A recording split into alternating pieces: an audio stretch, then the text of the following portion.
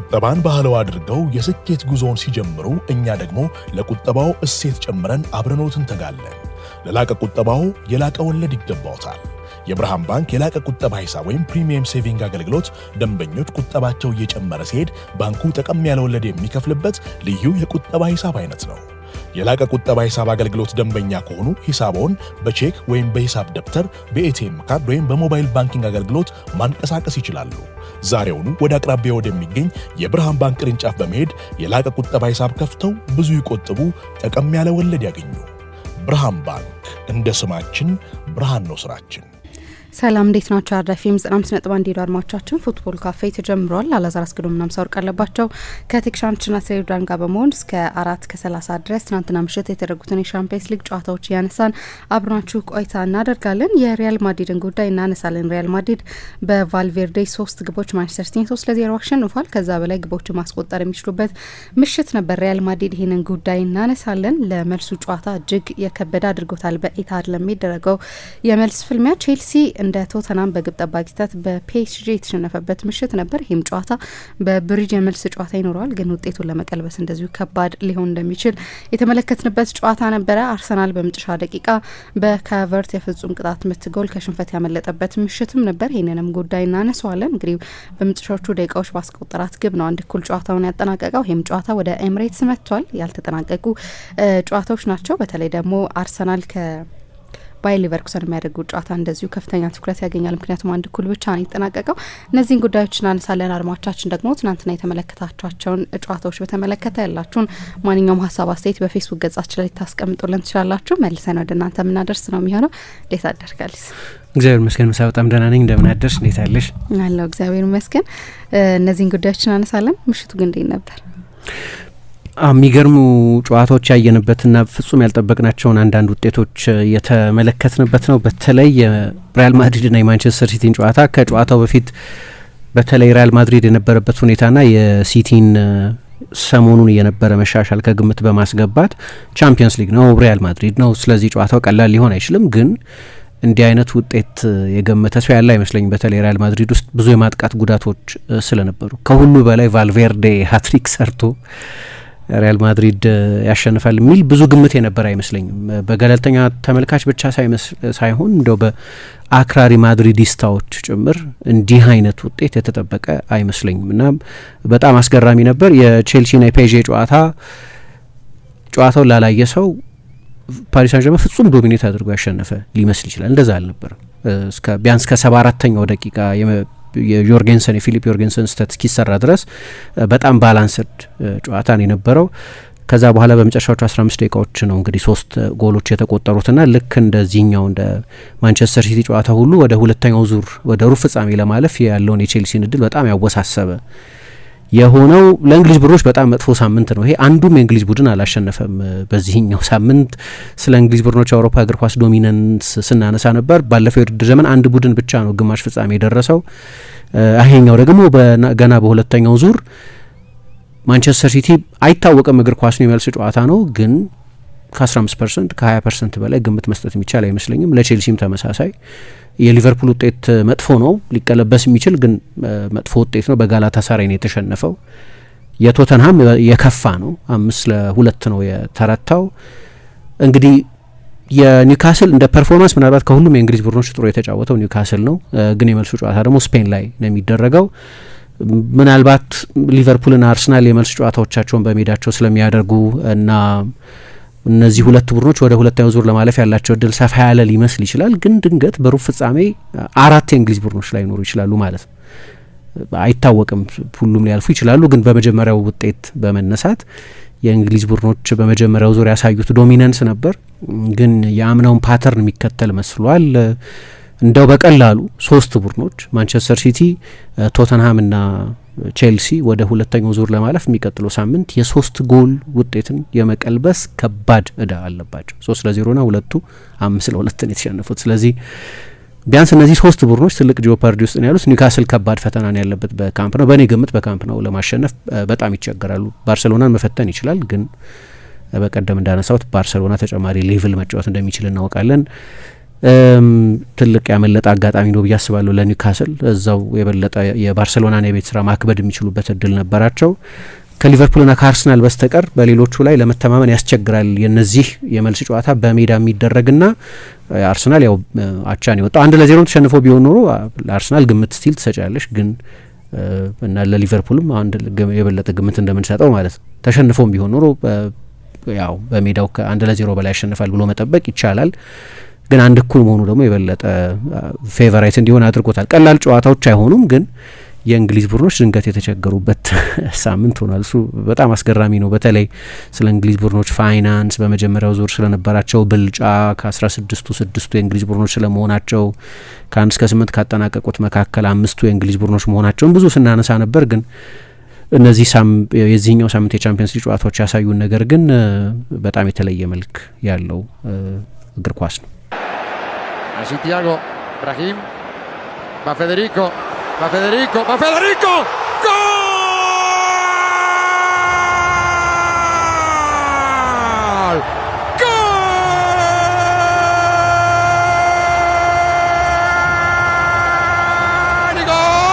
ተመልሰናል አድማጮቻችን። አራዳ ኤፍ ኤም 95.1 ላይ ትገኛላችሁ። ፉትቦል ካፌ ነው ፕሮግራሙ። የሪያል ማድሪድና የማንቸስተር ሲቲን ጨዋታ እንመልከት። 3-0 በሆነ ውጤት አሸንፏል ሪያል ማድሪድ። በቤርናባው በተደረገው ጨዋታ ቫልቬርዴ ሀትሪክ መስራት ችሏል። ገና የመጀመሪያው አጋማሽ ሳይጠናቀቅ ነው ሀትሪክ የተሰራው። ግን ቪኒሲየስ ጁኒየር የፍጹም ቅጣት መትስቷል። ከዛም ሌሎች እድሎች ነበሩትና ሳይጠቀሙባቸው ቀርቷል። የመልሱን ጨዋታ በኢታድ ይደረጋል፣ ግን በጣም ከባድ ይመስላል ለማንቸስተር ሲቲ። እናንሳይን ጉዳይ በጣም አስገራሚ ምሽት ነው።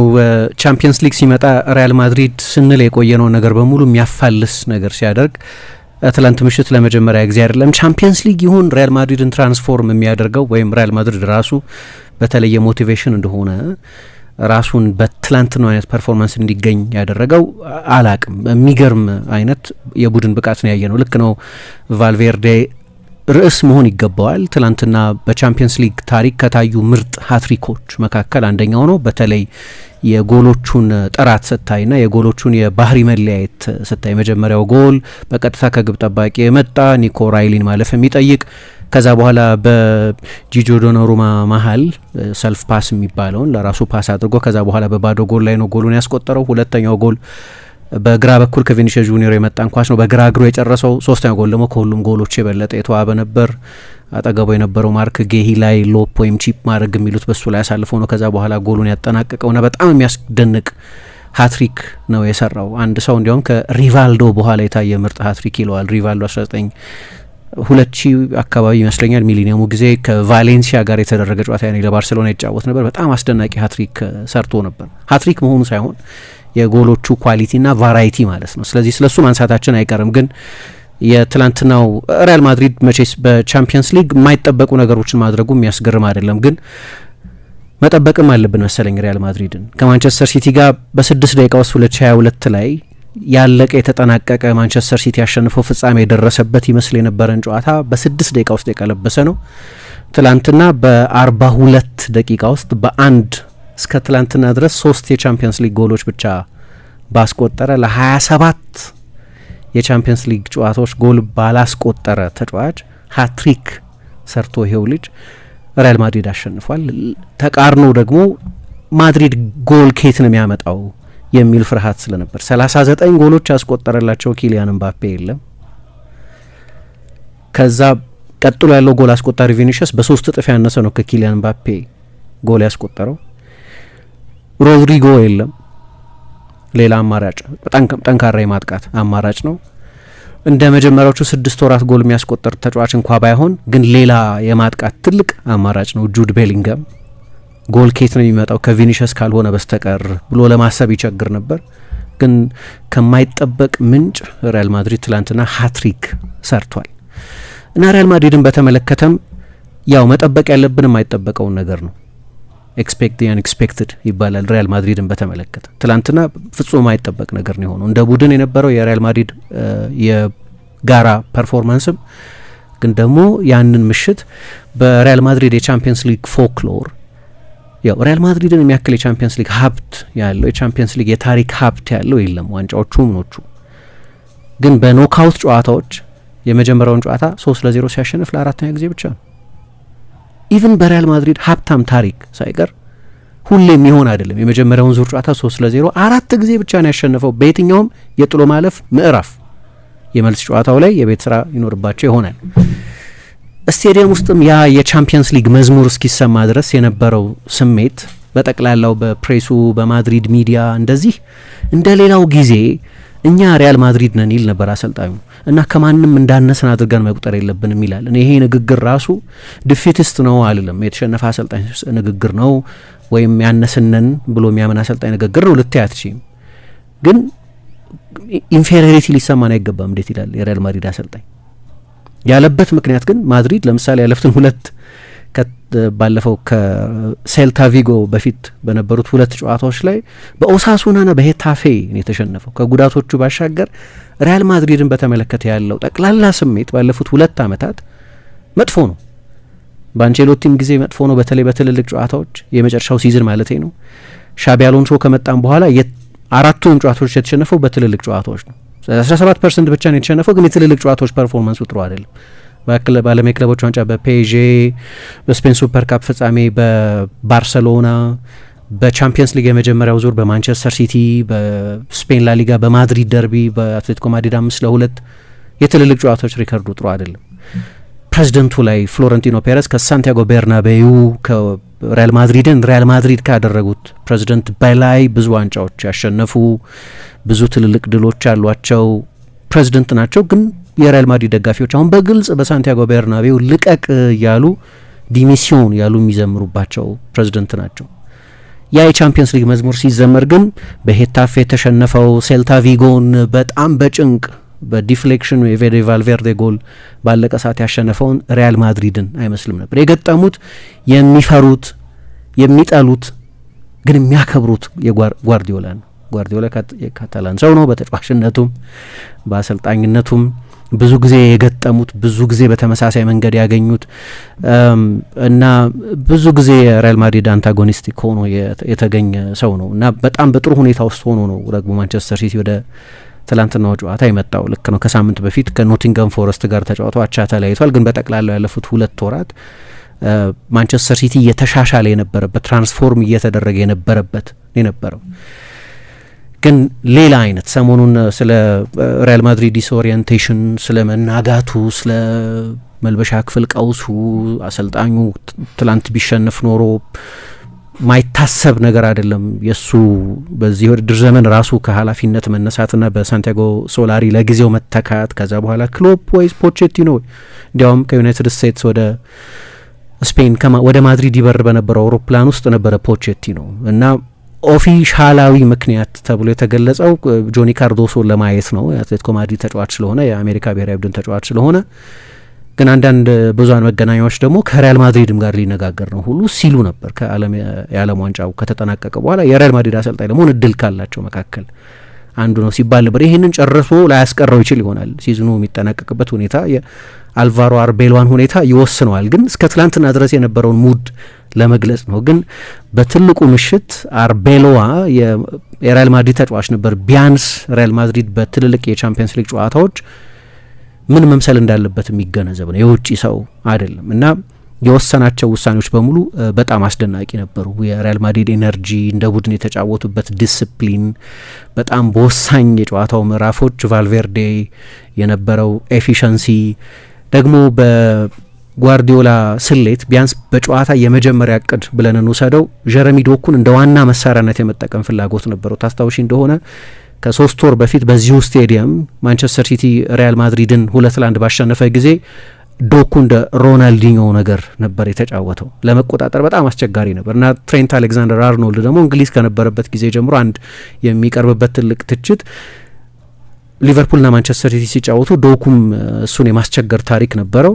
ስለዚህ እሱን ዋና መሳሪያ አድርገው የትሬንትን የመከላከል ድክመት ኤክስፖዝ ለማድረግ እንዳሰበ አይነት 3 ንጹህ የክንፍ ተጫዋቾችን ግን ሴሜኞን ሴንትራል ቦታ አድርጎ ነበር የተጠቀመውና ይህንን ከቅርብ ጊዜም ልምድም ከዶኩ አደገኝነትን በመነሳት ትሬንት ለብቻው እንዳይጋለጥ ያደረገበት እቅድ አስገራሚ ነበር። ፌዴ ቫልቬርዴና ወጣቱ 18 ዓመቱ ቲያጎ ፒታርች የሚባለው ወጣት ተጫዋች በቀደም በሴልታ ቪጎ ጨዋታ ለመጀመሪያ ጊዜ 90 ደቂቃ ሲጫወት ያየነው ልጅ ማለት ነው። ባለፈው ከሄታፌ ጋር በነበረው ጨዋታ አርቤሏ ቀይሮ ሲያስወጣው 55ኛው ደቂቃ ላይ ስቴዲየሙ በሙሉ ነው የጮኸው፣ ለምን ቀይረ ታስወጣዋለህ በሚል ማለት ነው። እና እነዚህ ሶስት ተጫዋቾች በተለይ ዶኩ ኳስ በሚይዝበት ጊዜ በብዙዎቹ አጋጣሚዎች ማለት ነው በ1v1 እንዳይጋለጥ በጣም የተዋጣለት የመከላከል ፕላን ነበራቸው።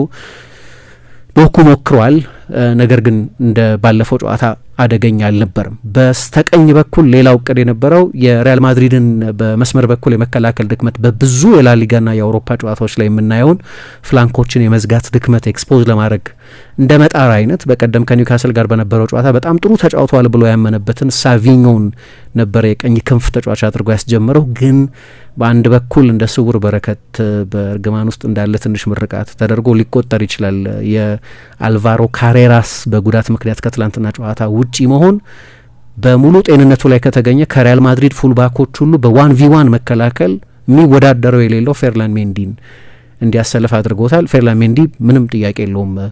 ምናልባት እንደ ካሬራስ ኤክስፓንሲቭ ላይ ሆን ይችላል፣ ማጥቃት ላይ ብዙ ላይ ይሳተፍ ይችላል። በአንድ ለአንድ መከላከል ግን በጣም አስደናቂ ነው እና ትላንትናም እንደ አለት ነው ከሳቪኞ ፊት የነበረው። ስለዚህ በመከላከል በኩል ነው ትልቁ ፍርሃት ሪያል ማድሪድን። በማጥቃት ኦፍኮርስ ብዙ የማጥቃት ተጫዋቾች አጥቷል፣ ግን በመከላከል ያለፉት 3 የላሊጋ ጨዋታዎች ላይ የሴልታውን ጨዋታ ቢያሸንፍም ግን የአጓስ ፓስ 2 ጊዜ ብረት ሲመልስበት አይተናል። ሴልታ ተጨማሪ ጎሎች ሊያስቆጥር ይችል ነበር። ዢሮን ሄታፌም ራዮ ኦሳሱናም ጎሎች ያስቆጥሩበት አይተናል። የሪያል ማድሪድ ተከላካይ መስመር ብዙ ጊዜ እንዲያውም ከተቆጠረበት ጎል በላይ የማይቆጠርበት አንድም በቲቦ ኮርቷ አይነት በጣም አስደናቂ ግብ ጠባቂ ምክንያት ነው። ሩዲገርን በተመለከተ ጥያቄ ያለ ዲን ሃውሰን በዚሁ ስቴዲየም ሲጮህበት አይተናል በቅርብ ጊዜ በሪያል ማድሪድ ደጋፊዎች። እና የሜዲካል ሪፖርት ከጨዋታው በፊት ይፋ ሲደረግ 7 ተጫዋቾች ያልነበሩበት በሁሉም ዲፓርትመንቶች ማለት ይቻላል በጣም ቁልፍ ተጫዋቾች ያልተሰለፉበት እና በተለይ ደግሞ ፋየር ፓወሩን በተመለከተ ጎል ኬት ነው የሚመጣው የሚለውን ፍርሃት በተመለከተ ባለፈው የነበረ አንድ ኤክስፐሪመንት ነበር። የኢብራሂም ዲያዝ መሰለፍ ብዙ ቅር ያሰኛቸው የሪያል ማድሪድ ደጋፊዎች ነበሩ። ቪኒሽስን በሀሰተኛ 9 ቁጥርነት ስለነበር የሞከረው ያ ደግሞ አልሰራም። ቪኒሽስ ደስተኛ አልነበረም በሴልታ ቪጎ ጨዋታ። ያንኑ ኤክስፐሪመንት ነው ግን ትላንትና የሞከረው። በፌክ ናይንነት ነው ቪኒሽስን የተጠቀመበት። ግን ቻምፒየንስ ሊግ ነው እና ቻምፒየንስ ሊግ ላይ ሪያል ማድሪድ ነው። ስለዚህ ሁልጊዜ ሌላ ያልተጠበቀ ከዚህ በፊት ያላየናቸው አይነት ጎሎች ጭምር የምናይበት አይነት ሪያል ማድሪድ የመጀመሪያውን ጎል ከዚህ በፊት አይተነው የምናውቀው አይመስለኝም ከሪያል ማድሪድ። እንዲህ አይነት ጎሎችን ጓርዲዮላ ያውቃቸዋል። ምክንያቱም የእሱ ግብ ጠባቂ ኤደርሰን ሞራይሽ በጣም ጥሩ የረጃጅም ኳሶች የመጣል እና አሲስት የመስጠት ምናልባት በፕሪሚየር ሊግም ታሪክ ብዙ አሲስት የሰጠው ግብ ጠባቂ እሱ መሰለኝ። እንዲህ አይነት ኳሶች የመስጠት ልማድ አለው እና እሱ ነው ወደ ቀኝ መስመር ወደ ሪያል ማድሪድ ቀኝ ወደ ሲቲ ግራ ኳሱን የጣለው። ከዛ በኋላ ያው ሲቲ በጣም ደፋር ሀይ ላይን ነበረው። በጠቅላላው ስለ ሲቲ ላይናፕ እንመጣለን። ፔፕ ጓርዲዮላ አንዳንድ የሚያነጋግሩ ውሳኔዎች ወስኗል። የውሳኔዎቹን አመክንዮ እንረዳለን፣ ግን በውጤታቸው ያልሰሩ ውሳኔዎች ናቸው። አንደኛው ኒኮ ኦራይሊን ወደ ግራ መስመር ተከላካይነት የመለሰበት ነው። እዛ ቦታ ላይ ተጫውቶ ያውቃል የሚል መከራከሪያ አቅርበዋል። ግን እዛ ቦታ ላይ ከተጫወተ ቆይቷል እና በቅርብ ጊዜ ደግሞ በጣም ጥሩ እየተጫወተ ያለው በሌላ ቦታ ነው፣ በመደበኛ ቦታው በአማካይነት ነው እና ኳሱን ቲቦ ኩርቷ ወደዛ ነበር የጣለው። በሚያስደንቅ ሁኔታ ነው የመጀመሪያው ቁጥጥሩ፣ ኮንትሮልም ግን ኳስ መግፋትም የነበረበት ነው። ከጥቅም ውጭ ነው ያደረገው ኒኮ ኦራይሊን። ከዛ ዶናሩማ ወጣ። ለምን ግራ እጁን መጠቀም እንዳልፈልግ አላውቅም። በሱ ስር ነው ኳሱን ያሳለፈው። ቅድም እንዳልኩት ሰልፍ ፓስ የሚባለውን አይነት ለራሱ ፓስ አድርጎ ነው። ከዛ በኋላ ጎሉ ክፍት ነበር። ፌዴ ቫልቬርዴ የመጀመሪያውን የሪያል ማድሪድን ጎል ያስቆጠረው ያንን ምንድነው እነሱ ዋይልድ ስፒሪት የሚሉት ነገር አለ። በቃ የሆነ አይነት መንፈስ ያለው ነው። ከጨዋታው በኋላም ከጨዋታው በፊትም የሪያል ማድሪድ መንፈስ ወካይ ተደርጎ የሚታይ አንድ ሰው አለ፣ ዋኒቶ የሚባል የሪያል ማድሪድ ደጋፊዎች ብዙ ጊዜ ያነሳዋለው። በተለይ ፍሎረንቲኖ ፔሬዝ ከመጡ በኋላ ከጎል ጀርባ ሁሉም ነጭ ለብሰው አሁን እንኳን በቅርብ ጊዜ አላየሁም፣ ግን 7 ቁጥር ይዘው የምናያቸው የሪያል ማድሪድ ደጋፊዎች አሉ። 7 ቁጥር የዋኒቶ ቁጥር ነበር። እናም ዋኒቶ ያንን የሪያል ማድሪድን የታጋይነት መንፈስ እጅ አልሰጥም ባይነት መንፈስ እንደሚወክል አንድ ሰው እንደዛ ኢምቦዲመንት አድርገው ነው የሚቆጥሩት እና የኛ የዚህኛው ዘመን ዋኒቶ ሚል አስተያየት ሰጥቷል። በጣም ጥሩ ስያሜ፣ በጣም የተዋጣለት ንጽጽር ይመስለኛል። ምክንያቱም ምን ይላሉ አንዳንድ ተጫዋቾችን ልክ እንደሱ አይነት ተጫዋቾችን የሳጥን ተጫዋቾች ይሏቸዋል። የቦክስ ቱ ቦክስ ተጫዋቾች ይሏቸዋል። የቦክስ ቱ ቦክስ ማለት ከራስ የፍጹም ቅጣት ምት እስከ ተጋጣሚ ቡድን የፍጹም ቅጣት ምት ያለውን የሜዳ ስፍራ የሚቆጣጠር ዶሚኔት የሚያደርግ ተጫዋች ማለት ሲሆን ፌዴ ቫልቬርዴን ግን እንደዛም ብቻ ማለት የምትችል አይመስለኝም። አራቱንም የጨዋታ የሜዳ የመጨረሻ መስመሮች የሚያካልል እያንዳንዱን የሜዳ ሳር ረግጦ የሚወጣ ከሚሰጠው የሚያስደንቅ አገልግሎት በመነሳት ምንድነው እነሱ ኤቭሪ ብሌድ ኦፍ ግራስ ይሉታል። እያንዳንዱን የሜዳ ሳር ረግጦ የሚወጣ ሰው ነው። ስለዚህ ከኢንድ ላይን እስከ ኢንድ ላይን የሚጫወት ከመጨረሻ መስመር እስከ መጨረሻ መስመር የሚጫወት እንጂ ከዲው እስከ ዲው ከቦክስ ቱ ቦክስ ብቻ የሚጫወት አይነት ተጫዋች አይደለም። ለሪያል ማድሪድ ሁሉንም ነገር ሰጥቶ የሚወጣ ነው እና ትላንትና ግን የማድሪድ ደጋፊዎች በጣም የሚወዱት ተጫዋች ቢሆንም የሌግዠሪ ተጫዋች ባለመሆኑ ምክንያት ያንዳንዱን ጨዋታ ሜዳውን ለቆ ሲወጣ መለያው ቆሽሾ ምናምን የሚወጣ ለዛ ነጭ መለያ የሚዋደቅ ለዛ ባጅ የሚዋደቅ ተጫዋች መሆኑን ስለሚያውቁ በማድሪድ ደጋፊዎች በኩል ትልቅ መወደድ ያለው ተጫዋች ነው። ትላንትና ግን በሪያል ማድሪድ የቻምፒየንስ ሊግ ታሪክ ከሚጠቀሱ ትልልቅ ምሽቶች መካከል በአንደኛው ላይ ሃትሪክ የሰራው ተጫዋች ነው እና የጎሎቹ መለያየትና ጎሎችን ለማስቆጠር ያሳየው ጥረት ቴናሲቲ በጣም የሚያስገርም ነው።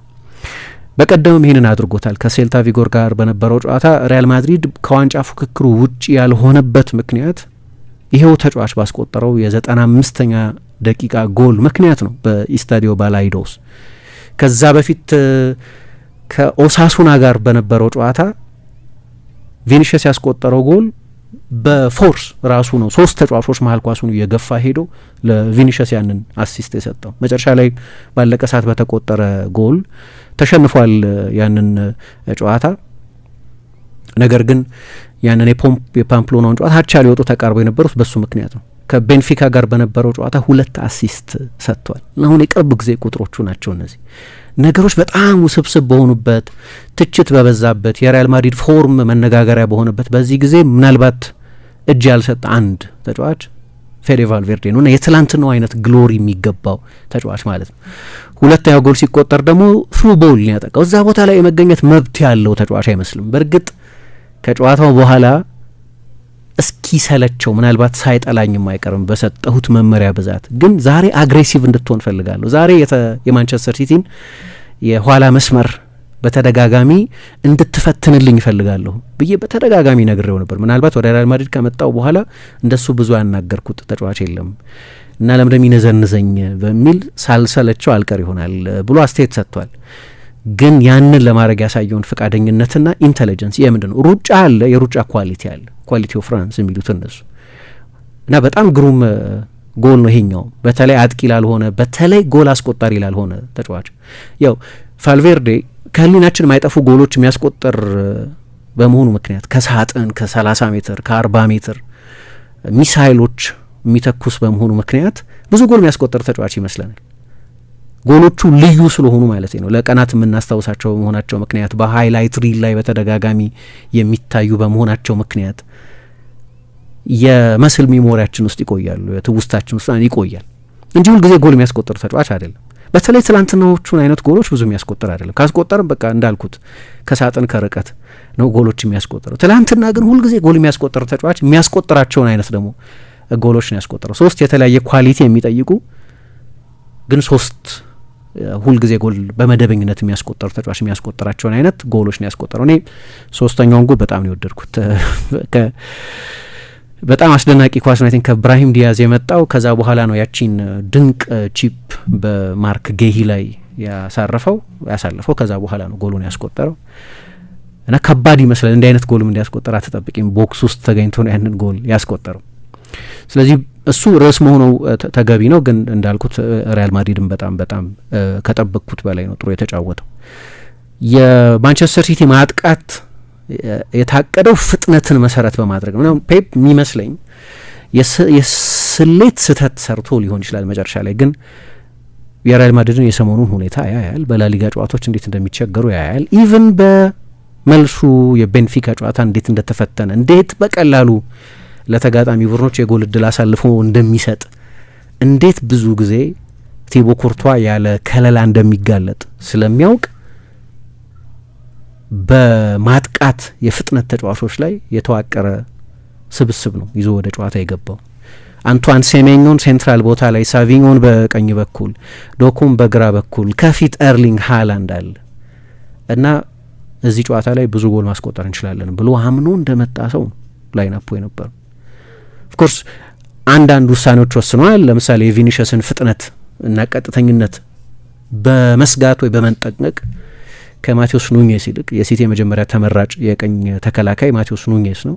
አማካይ ነው፣ ግን ላለፉት 18 ወራት 1 ዓመት ከ4 ወር ገደማ ሪፐርፐስ ተደርጎ የቀኝ መስመር ተከላካይ ሆኖ ነው እየተጫወተ ያለው። ግን በአንድ ለአንድ መከላከል ቪኒሽስ በጣም አደገኛ ተጫዋች በመሆኑ ምክንያት ተመሳሳይ ከቪኒሽስ ጋር የሚነጻጸር ፍጥነት ያለውን እና ጠንካራ አግሬሽን ያለውን በአንድ ለአንድ በመከላከል የሚሻለውን አቡኮድር ኩዣኖቭን ቀኝ መስመር ተከላካይ አድርጎ የተጠቀመው። በግራ በኩል ኒኮ ራይሊን ከሴንትራል ቦታ ወስዶ የግራ ፉልባክ አድርጎታል። ይሄው ተጫዋች ከዛሬ 3 ወር ሻቢ አሎንሶ የሪያል ማድሪድ አሰልጣኝ በነበረበት ጊዜ በዚሁ ስቴዲየም ጎል አስቆጥሯል እና በጣም ጠንካራ ቦልድ ውሳኔዎች፣ ድፍረት ያለባቸው ውሳኔዎች ነው የወሰነው። የሰራለት አልመሰለኝም። ለጨዋታውን ሲጀምሩ ደህና ነበሩ። የመጀመሪያ 15 ደቂቃ ላይ ደህና ነበሩ። ግን ከመጀመሪያው ጎል በኋላ ሲቲ ኮላፕስ አድርጓል። በቃ ተንዷል ማለት ይቻላል። ይህንን ያደረገው ቅድም ያነሳሁት ፌዴ ቫልቬርዴ ነው። ቅድም የጠቀስኩት ዋን ጎሜዝ ዋኒቶ ወይም ትንሹ ዋን የሚሉት ዋን 1980ዎቹ ላይ ቅድም ያልኳቸው ያንን አባባል በ90 ደቂቃ ቤርናቤው ውስጥ 90 ደቂቃ በጣም ረጅም ነው የሚለውን አባባል ከኢንተር ጨዋታ በፊት የተናገረውና እውነትም ኢንተር ላይ ያንን የመልስ ጨዋታ ረጅም ያደረገው ተጫዋች ዋኒቶ በአሳዛኝ ሁኔታ በወጣትነቱ ህይወቱ ያለፈው ዋኒቶን የሪያል ማድሪድ የምንድነው ስፒሪቹዋል ሪዘርቭ ነው እንደዚህ የሚሉት ነገር አለ። በቃ ያንን የመንፈስ አቆይቶ የሄደ ተደርጎ የሚቆጠር ነው። በየሆኑ ጊዜያት ሪያል ማድሪድ እንዲህ አይነት ተጫዋቾች አሉት። ሁልጊዜም መቼስ አስደናቂ ተጫዋቾች አጥቶ አያውቅም ሪያል ማድሪድ በታሪኩ ሁሉ።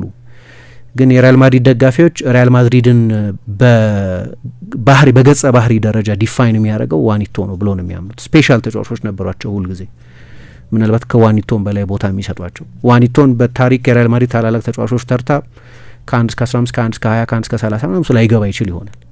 ግን ሁልጊዜም ያንን ሪያል ማድሪድ በቻምፒየንስ ሊግ ጨዋታ ትልልቆቹ ሬሞንታዳዎች የምናይበት ምክንያት በዋኒቶ ታጋይነት ለሎስት ኮዝ የመፋለም ፍላጎት ምክንያት ነው እንደዛ የሚሉት። ለዚህ ነው ራሱ የ21ኛው ክፍለ ዘመን ዋኒቶ የሚል ቅጽል ስም አሰልጣኙ አልቫሮ አርቤሎዋ ከጨዋታው በፊትም ከጨዋታው በኋላም ሰሞኑን ስለሱ ሲናገር የነበረው።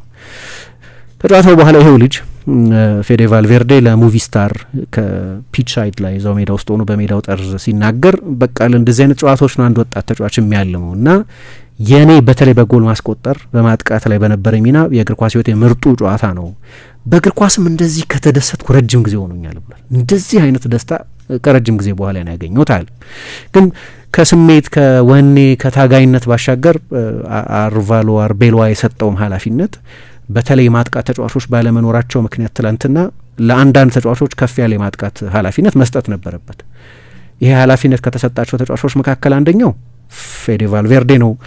በጎ ነገር ምንድን ነው? አንቼሎቲ ምን ይላሉ? 7 ቦታ መጫወት የሚችል ተጫዋች የሚል አስተያየት ይሰጣሉ። እና 7 ቦታም ሳይጫወት አልቀረም በሪያል ማድሪድ ውስጥ ምናልባት በግራ መስመር ተከላካይነትና በመሀል ተከላካይነት እና በ9 ቁጥርነትና በግብ ጠባቂነት ካልሆነ በስተቀር በተቀሩት 7 ሚናዎች ተጫውቶ ያውቃል። ሁሉም ቦታ ላይ በዚዳን ዘመን ነው መጫወት ጀምሮ የነበረው እና ያለምንም ቅሬታ ምናልባት በአሎንሶ ጊዜ ሰልችቶት ይሆናል ዲፋይንድ የሆነ ሚና በማጣቱ ምክንያት። ግን አሎንሶ ቅር እያለውም ቢሆን ተጫዋቹ ካርቫሃል እና ትሬንት አሌክዛንደር አርኖልድ ባልነበሩበት ጊዜ ፉልባክ አድርጎ ተጠቅሞበታል። ፉልባክ ሆኖ ሲጫወት ግን ብዙ ጊዜ አይተናል። አምና በዚሁ ስቴዲየም በሌላ ሀትሪክ ኪሊያን ምባፔ ሀትሪክ ሰርቶ ሪያል ማድሪድ ማንቸስተር ሲቲን በመጀመሪያው ዙር የጥሎ ማለፍ ጨዋታ ባሸነፈበትም ጊዜ የቀኝ መስመር ተከላካይ ሆኖ ነበር የተጫወተው።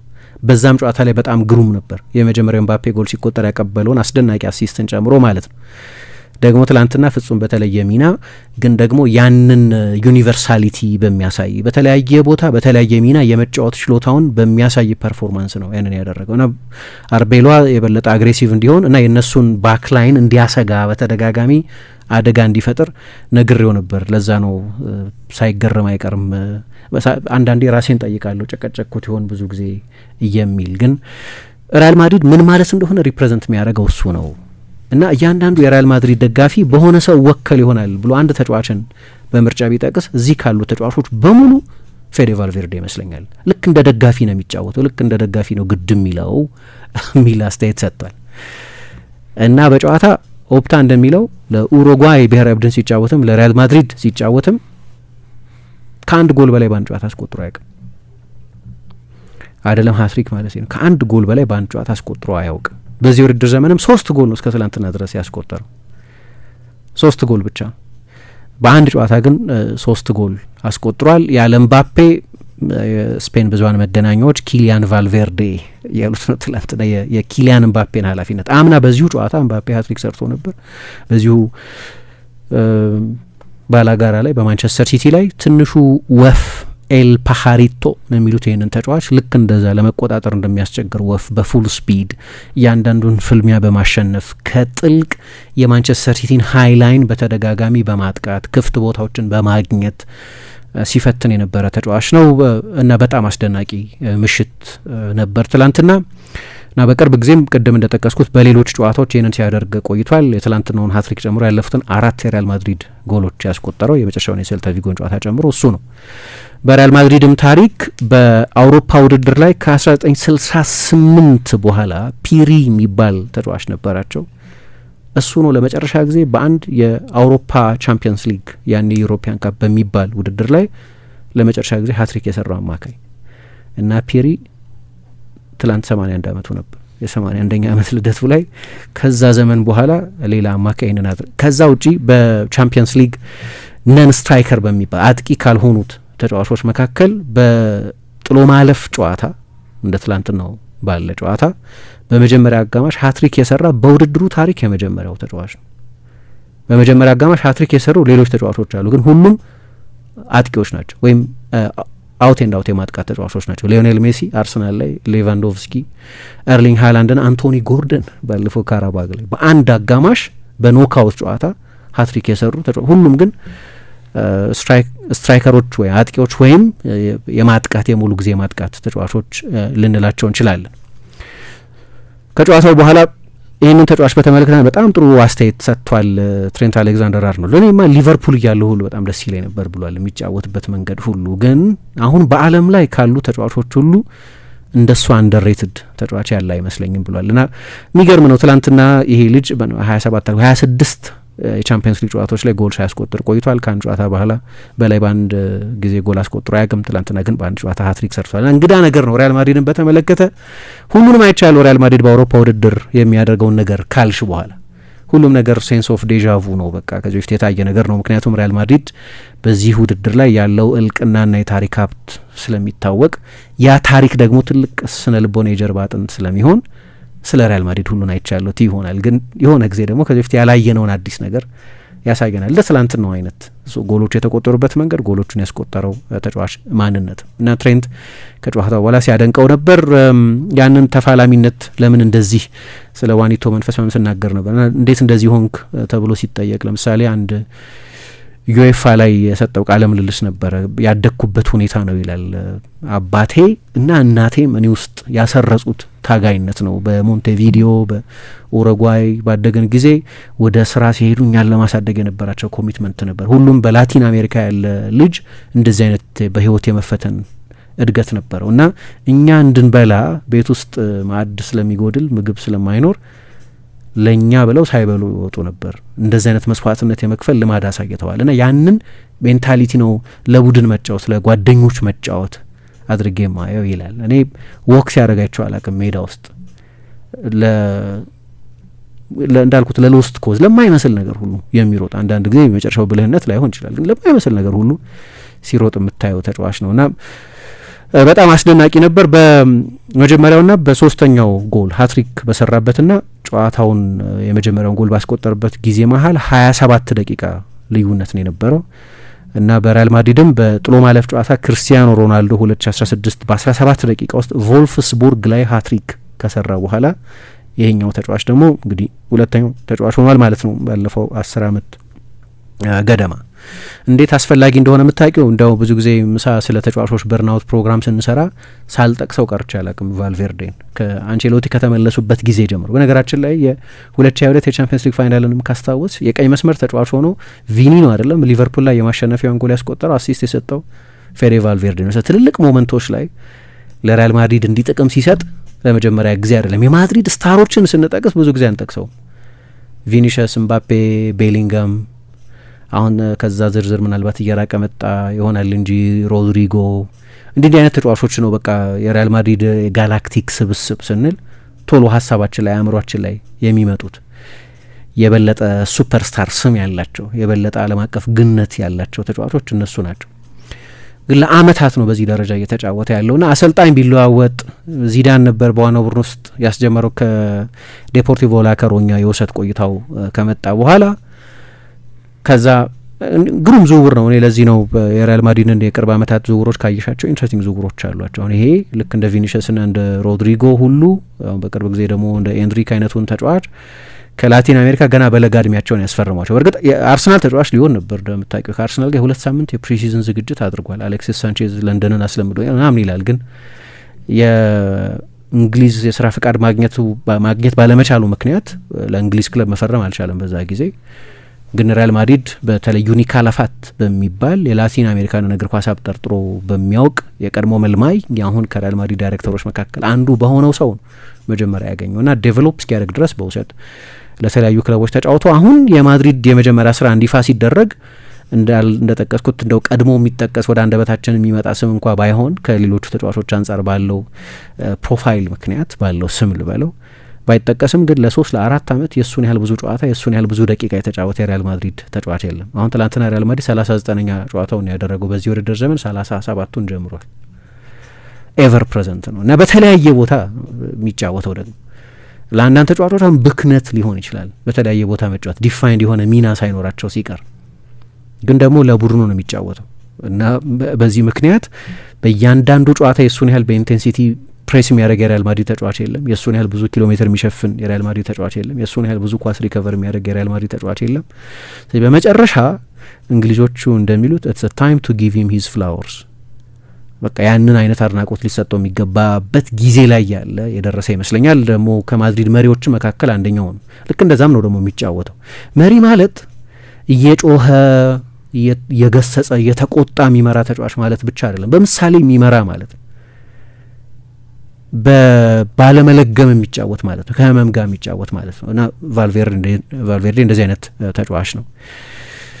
የቶኒ ክሩስን 8 ቁጥር መለያን የሚለብሰው ከክሩስ ጋር በጣም የተለያየ ስታይል ነው። ይሄኛው የበለጠ እሳት ያለው ተጫዋች ነው። ክሩስ የበለጠ ካልኩሌትድ፣ የበለጠ ፓሰር፣ የበለጠ ምንድነው ጨዋታ አደራጅ አይነት ተጫዋች ነው። ይሄኛው እንደሱ አይነት ቁጥር ቢለብስም ግን ታስታውሽ እንደሆነ የክሩስ የመጨረሻ ጨዋታ ከተደረገ በኋላ በክሩስ የመጨረሻ ሲዝን ሪያል ማድሪድ የቻምፒየንስ ሊግና ላሊጋ ደብል ሰርቶ ነበር 2024 ማለት ነው እና በፕላዛ ዲ ሲቤሌስ ነው የሚባለው በማድሪድ ከተማ ሲቤሌስ በሚባለው ፕላዛ ሄዶ ነው ከደጋፊዎቹ ጋር ብዙ ጊዜ በአውቶቡስ በክፍት አውቶቡስ ሆኖ ድሉን የሚያከብረው እና ቶኒ ክሩስ የኔ አልጋ ወራሽ እና የኔንም ቁጥር ወራሽ ብሎ ያኔ ገልጾት ነበር። በተለየ ከክሩስ በተለየ ሁኔታ ሁለቱም አስደናቂ ተጫዋቾች ናቸው፣ ግን ከክሩስ በተለየ ሁኔታ ነው የሚጫወተውና ትላንትና ለሱ ግሩም ምሽት ነበር። ሶስተኛ ጎል ደግሞ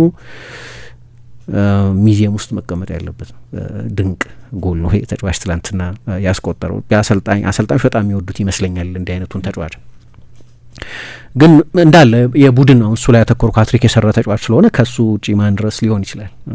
በተለይ ደግሞ ልክ ምባፔ ቢሆን ስቲል ርዕስ ነው፣ ቪኒሽስ ቢሆን ስቲል ርዕስ ነው መሆን ይገባቸዋል። ግን ቫልቬርዴ ሲሆን ግን ዋና ኃላፊነቱ ሃትሪክ መስራት፣ ዋና ኃላፊነቱ የጨዋታ ማሸነፊያ ጎሎች ማስቆጠር ላልሆነ ተጫዋች ግን የበለጠ አድናቆት የበለጠ ብዙ ሙገሳ ሳይገባው አልቀረም።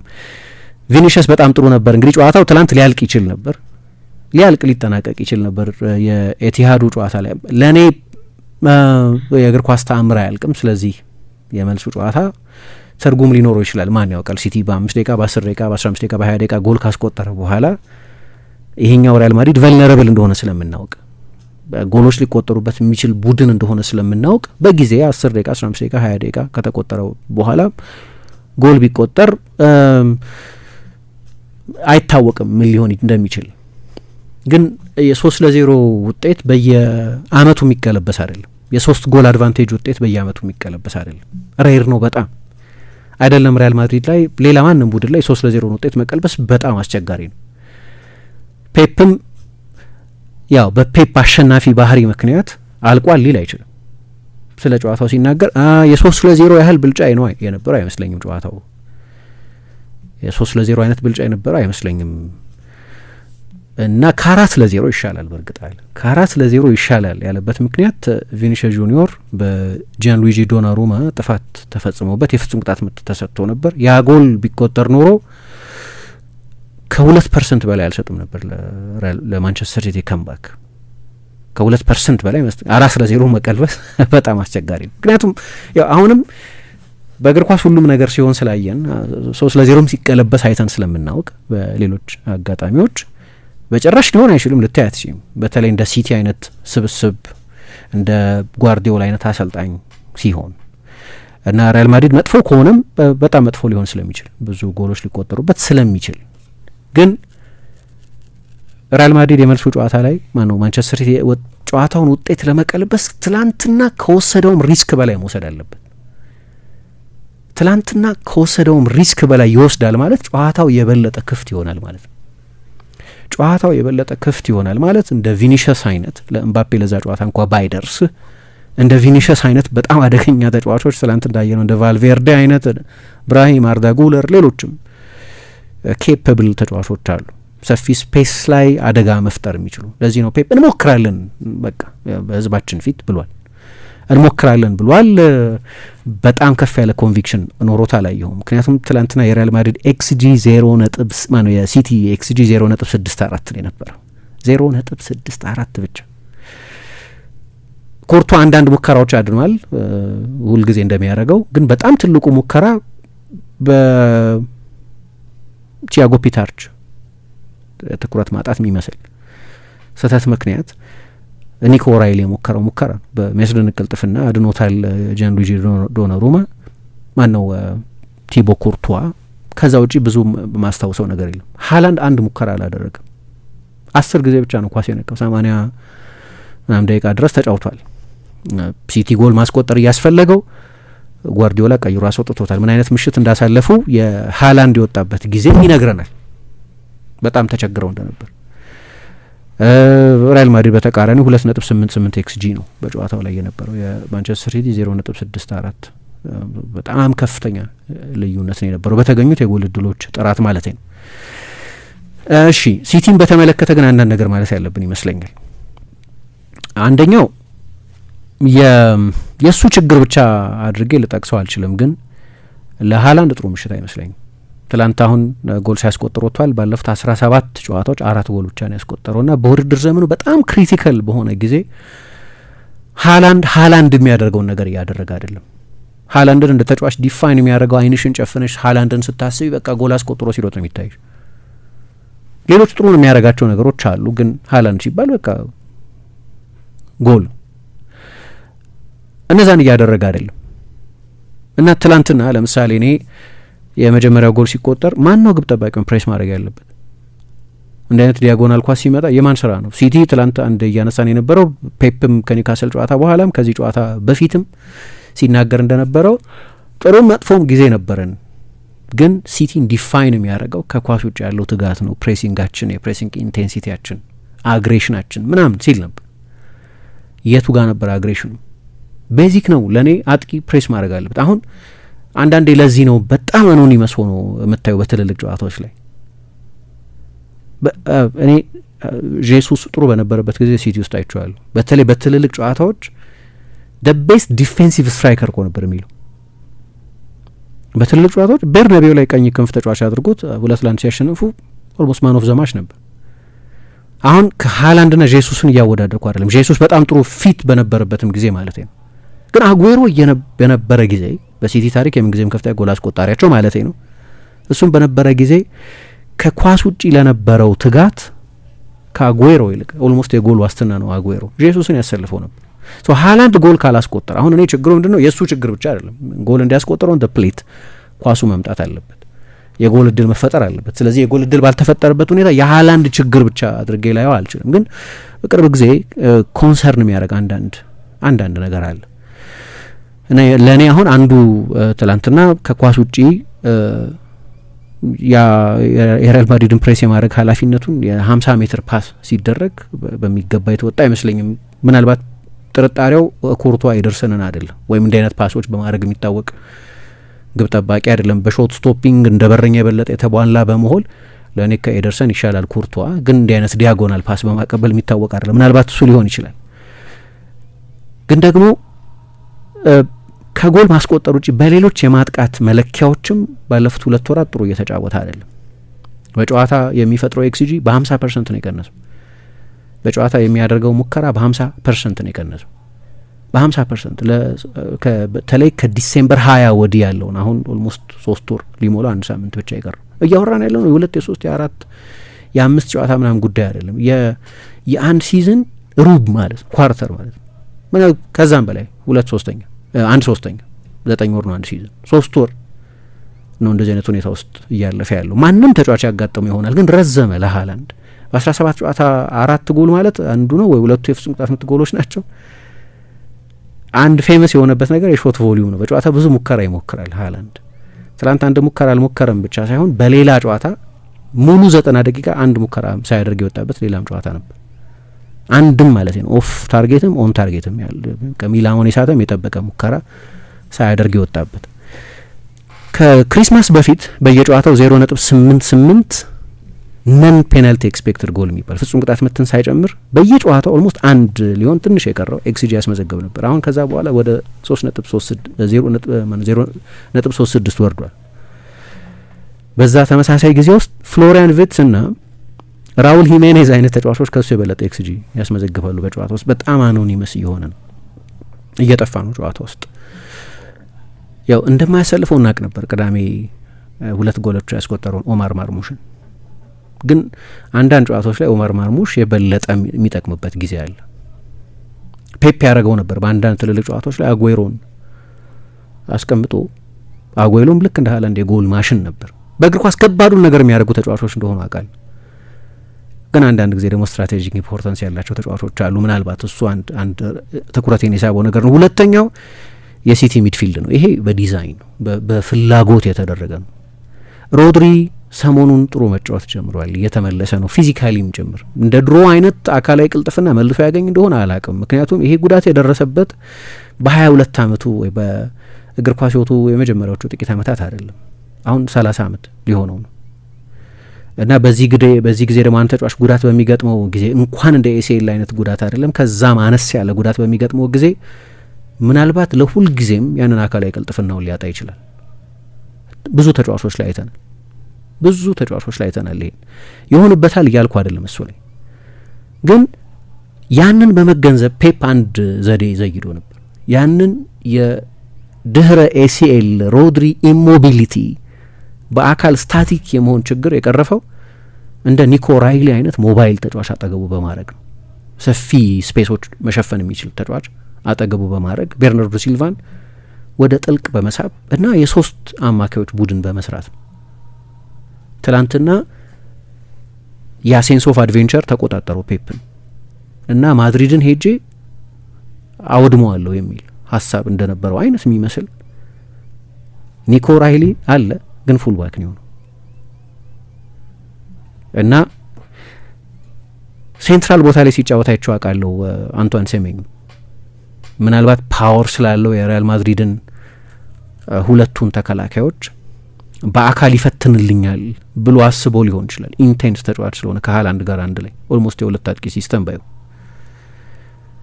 ኦኬ እንደዛ ሲሆን ማን ላይ ነው መሀል ላይ የሚቀረው? ቤርናርዶ ሲልቫ ነው ሮድሪ ማለት ሁለት የ30 ምናምን ዓመት ተጫዋቾች ናቸው። በእነዚህ ተጫዋቾች ሽግግር ማቆም አትችልም። ያው የሪያል ማድሪድ 4ቱን ጎሎች 3ቱን ጎሎች የመልሶ ማጥቃት ጎሎች አይደሉም፣ 4ቱም አይደሉም፣ 3ቱም፣ 4ኛ አልተቆጠረም ቪኒሽስ ፍጹም ቅጣት ምቱን ስላላስቆጠረው።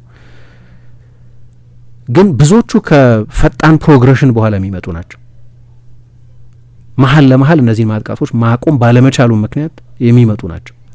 ያንን አትሌቲሲዝም መሀል ላይ በዲዛይን በምርጫ ፔፕ አሳስቶታል እና ይሄ ስህተት ይመስላል። ደግሞ ሰሞኑን ራያን ኤት ኑሪ በግራ ፉልባክነት ጥሩ እየተጫወተ ነበር፣ እየተሻሻለ ነበር፣ በመደበኝነት እዛ ቦታ ላይ እየተጫወተ ነበር እና በቀኝ በኩል ያለው ሎጂክ እረዳለሁ ለምን አቡኮደር ኩዣኖቭን እዛ ቦታ ላይ ማጫወት እንደፈለገ። በቃ ቪኒሽስን በፍጥነቱም በአግሬሽኑም ማለት ይስራም አይስራም ቪኒሽስ ጥሩ ስለተጫወተ አልሰራም፣ ግን ቢያንስ ከጨዋታው በፊት በነበረው ዝግጅት ላይ የዚህን ሎጂክ በሚገባ አገነዘባለሁ። ግን ሪያል ማድሪድን ብዙ ጊዜ የምታስቸግረው የሪያል ማድሪድ አማካይ ክፍል በተለይ ከካሰሚሮ ከክሩስ አሁን ደግሞ ከሞድሪች መልቀቅ በኋላ ጨዋታ ኮንትሮል የማድረግ ችግር አለበት። መሀል ላይ ጨዋታውን ፖፑሌት የምታደረጊው ከሆነ ብዙ አማካዮች የምትጠቀሚ ከሆነ 3-4 አማካዮች የምትጠቀሚ ከሆነ አድርጎት ያውቃል። ደግሞ እዚሁ ሜዳ ላይ በ4 አማካዮች ተጫውቶ ያውቃል። ኦኬ ያኛው ሪያል ማድሪድ ሌላ ነው፣ የኛው ሪያል ማድሪድ ሌላ ነው። ግን ትላንት 2 አማካዮች ብቻ ተጠቅሞ አሳስቶታል ያንን ቦታ እና ለአድቬንቸር የተባለ ነው። ብዙ ጎል ለማስቆጠር የታሰበ የበለጠ ቨርቲካል የበለጠ ፈጣን ለማድረግ እየታሰበ ነው፣ ግን አልሰራም እና ሳይሰራ ሲቀር አሰልጣኙ ያው መተቸት አለበት። ፔፕ ተከላክሏል ከጨዋታው በኋላ። ኒኮ ራይሊ የግራ መስመር ተከላካይ ሆኖ ተጫዋታ እንግዲህ ካለቀ በኋላ መተቸት ቀላል ነገር ነው። ብዙ ሪሰርች እንደሚያደርጉ እርግጠኛ ነኝ ከጨዋታው በፊት። ግን በቀደም ከኒውካስል ጨዋታ በኋላ የነበረውን እርካታ ልነግርሽ አልችልም። በጣም ደስተኛ ነበር። ከቡድኑ ማየት የፈለገውን ኢንቴንሲቲ አይቷል። ትላንትና ያ ኢንቴንሲቲ አልነበረም። ያንን ላይናፕ እንደማይጠቀምበት እናቅ ነበር። ግን ለምሳሌ ለእኔ እንደ ምርጫ ከፈጣን ተጫዋቾች ጋር የበለጠ የፕሌሜኪንግ ችሎታ ነው መሰለፍ የነበረበት እንደ እኔ ግምት። ለምሳሌ ሳቪኞ ተሰልፏል። ሳቪኞ የተሰለፈበት ምክንያት የኒውካስል ጨዋታ ላይ ጥሩ ስለተጫወተ ነው አለ። ዶኩ የተሰለፈበት ምክንያት አንደኛ በጣም ጥሩ ተጫዋች ስለሆነ፣ ሁለተኛ ከሪያል ማድሪድ ጋር ብዙ ጊዜ ጥሩ ስለሚጫወት ነው አለ። እሺ የዶኩን እረዳለሁ፣ በተለይ ትሬንት በ1v1 የመከላከል ችግር ስላለበት ወይም አለበት ስለሚባል።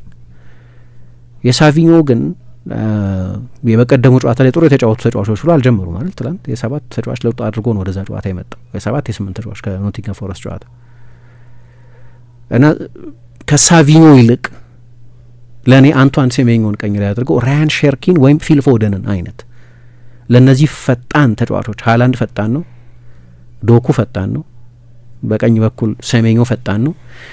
ለእነዚህ ፈጣን ተጫዋቾች ኳስ ፊድ ማድረግ የሚችል ተጫዋች። ሁልጊዜም ስለ አታኪንግ ኮምቢኔሽን እናወራለን። ማን ከማን ጋር ሲጣመር ነው የበለጠ የሚሳካለት የሚለውን ኮምፕሊመንታሪቲ የሚባለውን ማለት ነው።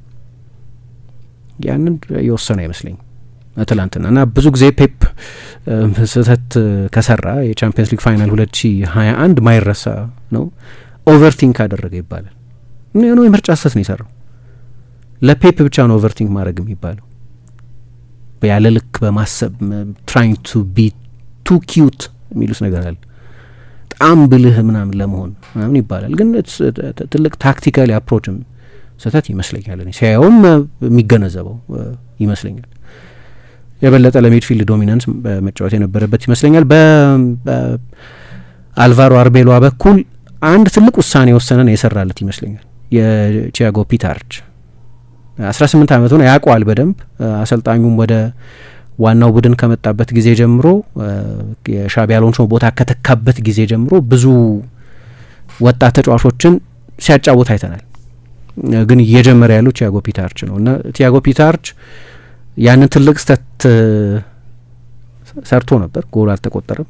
በጣም የሚጸጸቱበት ጎል ሊሆን ይችል ነበር። የጨዋታውን ተፈጥሮ በትልቁ ሊለውጠው ይችል ስለነበር፣ የመልሱን ጨዋታም ሁኔታ ሊለውጠው ይችል ስለነበር ግን ባለፈው ከሴልታ ቪጎ ጋር በነበረው ጨዋታ የተሰለፈው ኤድዋርዶ ካማቪንጋ የጥርስ ህመም ገጥሞት ስለነበር በጨዋታው ላይ መሰለፍ ባለመቻሉ ምክንያት ነው። ግን ትላንት ተመልሶ ነበር ኤድዋርዶ ካማቪንጋ እና በእንደዚህ አይነት ጨዋታዎች ላይ ባለው ልምድ ምክንያት ካማቪንጋን ማሰለፍ ቀላል ውሳኔ ይመስላል አይደል?